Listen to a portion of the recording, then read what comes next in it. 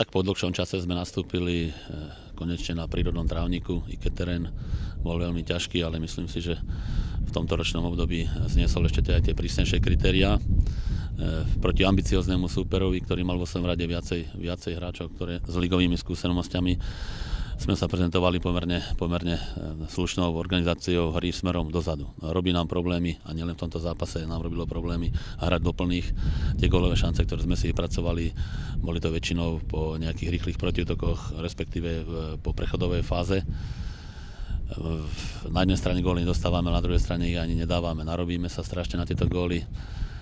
Je pravda, že skoro až na pár výnimiek sme boli už kompletní. Máme ešte nejakých 8-9 dní do prvého ostrého zápasu. Skúsime ešte trošku viacej popracovať na tej našej defenzíve, na tom zakončení. I keď sme si dneska vypracovali aj túto gólovú príležitosť, myslím tým penaltu. Neboli sme úspešní z nej, ale aj to patrí k futbalu. Máme na čom ešte samozrejme popracovať.